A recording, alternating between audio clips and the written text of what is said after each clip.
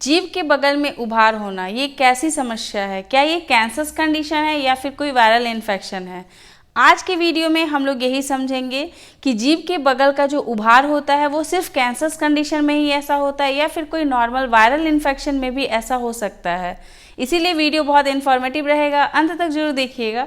उसके बाद भी अगर आपके मन में इससे रिलेटेड कोई भी क्वेश्चन आता है, कोई डाउट होता है तो कमेंट जरूर कीजिएगा, बहुत जल्द इसका आंसर करेंगे। हेलो दोस्तों, कैसे हैं आप सब? मैं आपकी डॉक्टर ज्योति पांडे। जीभ के बगल में जो उभार होता है वो एक सामान्य सी समस्या है जो बहुत सारे लोगों में देखा जाता है। ये कैंसर कंडीशन और वायरल इन्फेक्शन ये दोनों में ही कंडीशंस में देखा जा सकता है। लेकिन कौन से कंडीशंस जो होती हैं वो कैंसर कंडीशंस होती हैं और कौन से वायरल कंडीशंस होती हैं, ये जब आप इस वीडियो को पूरा देखेंगे तो आप अच्छे से समझ जाएंगे कि आपको किस कंडीशन में डॉक्टरी सलाह की तुरंत आवश्यकता है और कौन से कंडीशन जो हैं वो कुछ दिनों के बाद खुद ब खुद सबसाइड हो जाएंगे। जैसे कि जीभ के बगल में जो उभार होता है वो सामान्यतः बहुत सारे रीजन की वजह से हो सकता है। जैसे सबसे पहला जो रीजन होता है वो होता है नॉर्मल सा अल्सर, जिसे कि हम लोग एप्थस अल्सर कहते हैं। ये अल्सर में भी नॉर्मली आपके दोनों साइड या फिर एक साइड में कहीं पे भी उभार हो सकता है।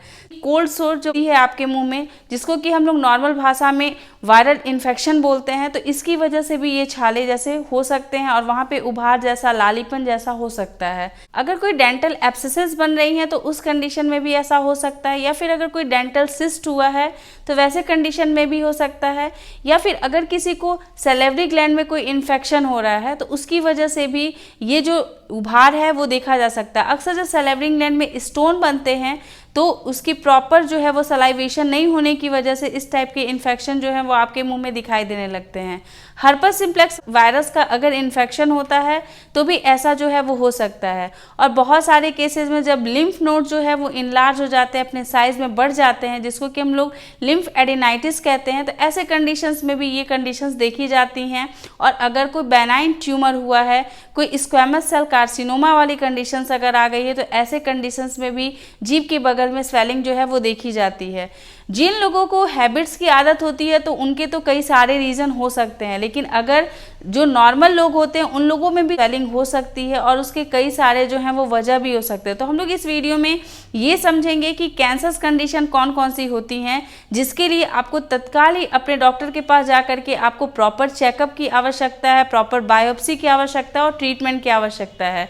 जैसे कि अगर जीभ के बगल में जो उभार हुआ है, अगर वो उभार का साइज जो है वो इंक्रीज कर रहा है या बढ़ा हुआ है, या फिर वो उभार जो है अगर वहाँ पे अल्सर्स बन रहे हैं, एक या दो अल्सर जो है वो बनने लगा है और वहाँ पे आपको पेन फील नहीं हो रहा है या वहाँ से ब्लीडिंग अगर हो रही है, तो फिर ये कैंसर सिचुएशन जो है वो माना जाता है।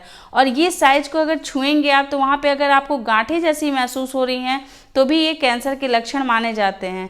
तो अगर जीभ के बगल में उभार है और इसको ठीक होने में लगभग 3 से 4 महीने हो चुके हैं और वो उभार जो है वो बिल्कुल ख़त्म नहीं हो रहा है और वो साइज में अपना इंक्रीज़ कर रहा है, उसमें रेडनेस बढ़ रही है, उसमें अल्सर्स बढ़ रहे हैं, ब्लीडिंग अगर हो रही है, तो आपको बिल्कुल भी वेट नहीं करना है, आपको अपने नियर के डॉक्टर के पास जाना है और वो आपको जैसा सजेशन देते हैं आपको उसी के अकॉर्डिंग काम करना है, ताकि आप एक दिन अच्छे से ठीक हो सकें और अपने नॉर्मल लाइफ को एंजॉय कर सकें।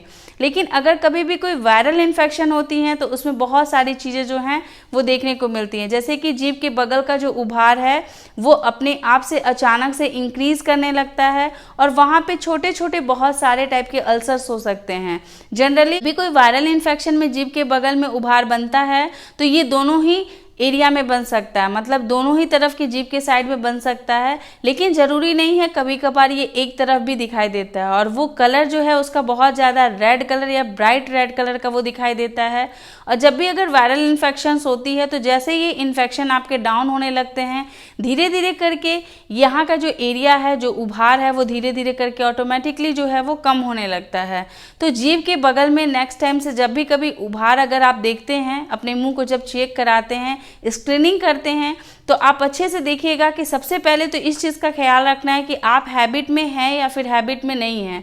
अगर आप हैबिट में हैं तो कैंसर सिचुएशन जो है वो डेवलप होने के चांसेस बाकी लोगों की अपेक्षा आप में ज़्यादा बनते हैं। लेकिन अगर आप हैबिट में नहीं हैं तो मे बी ये कोई बैक्टीरियल या फिर वायरल इन्फेक्शन हो सकता है और बहुत ज़्यादा पैनिक करने की ज़रूरत नहीं है। आपको थोड़ा सा वेट करना है, थोड़ा सा पेशेंस बनाए रखना है और अपने डॉक्टर के पास तब जाना है जब आपका 10 से 15 दिन हो गए हैं और ये उभार जो है वो ठीक नहीं हो रहा है। और अगर आप चाहें तो घर पे भी अपने इस उभार को आप नॉर्मल तरीके से ठीक कर सकते हैं। अगर कोई इन्फेक्शन की वजह से अगर आपके जीभ के बगल में उभार हुआ है तो आप घर पे भी कुछ ऐसे नुस्खे हैं जिसको कि आप करके ठीक हो सकते हैं। जैसे कि आप गुनगुने पानी में नमक मिला के डेली बेसिस पे आप उसका कुल्ला कीजिए और वहाँ पे उभार में जो है वो आप हनी यूज़ कर सकते हैं, एलोवेरा भी यूज़ कर सकते हैं। अपने डाइट को आपको अच्छा रखना है, हेल्दी रखना है। तो ये सारी चीज़ें जब आप करते हैं साथ साथ में तो आपका उभार जो है वो ऑटोमेटिकली धीरे धीरे से कम होने लगता है। अगर कोई है वो कैंसर सिचुएशन नहीं है तो, अदरवाइज आपको तो ट्रीटमेंट की आवश्यकता पड़ेगी ही। आई होप कि आपको ये वीडियो अच्छा लगा होगा, समझ में आया होगा। अच्छा लगेगा तो लाइक ज़रूर कीजिएगा और ऐसे लोगों के साथ शेयर ज़रूर कीजिएगा जिन लोगों को बहुत ज़्यादा जो है इस टाइप की प्रॉब्लम फेस करनी पड़ती है और वो बहुत ज़्यादा पैनिक करते हैं। हर एक दूसरे इंसान को पकड़ करके अपने जीभ को दिखाते हैं और पूछते हैं कि क्या ये उभार आपको दिख रहा है कि नहीं या कम हो रहा है कि नहीं। तो आप उन लोगों के साथ इस वीडियो को शेयर ज़रूर कीजिएगा। आप लोगों के साथ हर छोटे से छोटे इन्फॉर्मेशन को शेयर करने की कोशिश करते लाते रहेंगे नए नए वीडियोस। तब तक के लिए अपना ख्याल रखिएगा, अपने आसपास के लोगों का ध्यान रखिएगा। Take care, bye bye.